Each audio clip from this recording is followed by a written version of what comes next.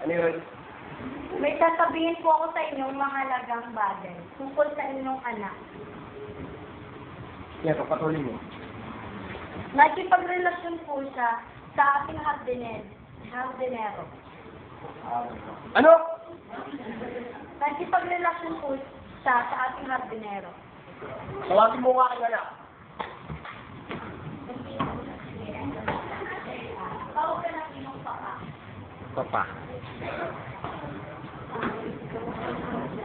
Ano yung nabalitaan ko?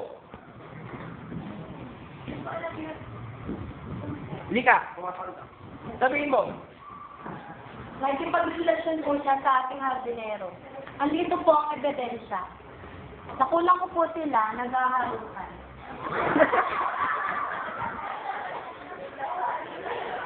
Itatagi mo ba to? Ayan o. Ganyan pa to. Ito ba yan? Ikaw na yun. Ikaw ka maliit ka. Alam mo naman mo siya? Ikaw pa. Siya, paniniwalaan mo. Ito ako, ang anak mo. Ito ko kaya no. Ito to. Ikaw to. Yan, totoo dyan. Tawagin mo hardinero.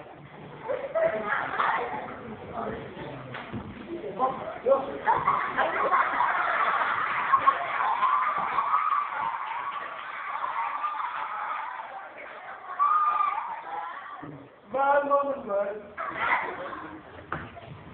Anong nabalitaan ko na meron sa akala ko? Hindi ko naman po talaga alam na. Sabi mo mo na ako, meron na po ako na anak niyo, meron na po kami minasyon. Di ba sinabi ko, bawal mag-relasyon sa kita anak ko? Di mo ba alam? Langit siya, lupa ka lang. Bakit po ba? Malawa po ba magibingot?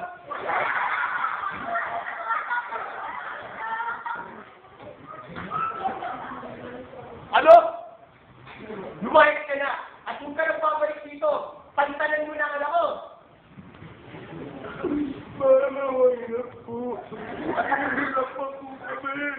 May mga kapatid pa po ako. Palabasin mo siya. Dito ka na.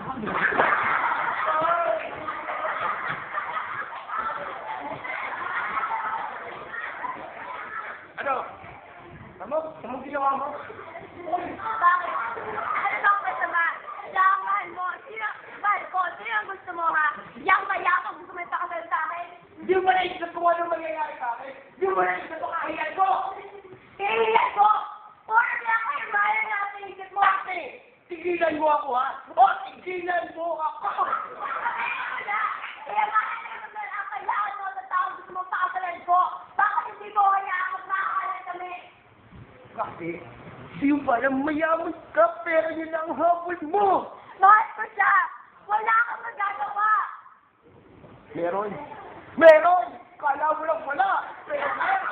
Meron! Meron! Kung yan ang importante sa'yo, yung kayamanan. Magsama kayo, mas mabuti pa maghiwalay na. Alalahit ako. Lumayas ka! Wala na akong pakialam sa'yo!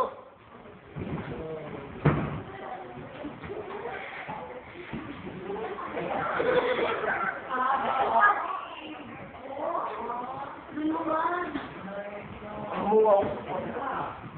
May napalitaan na kayo sa anak ko. Ako, duluan. Di ba nagpapakita yung anak mo?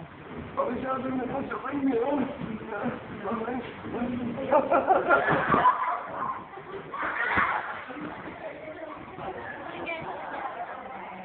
Inatake siya sa puso.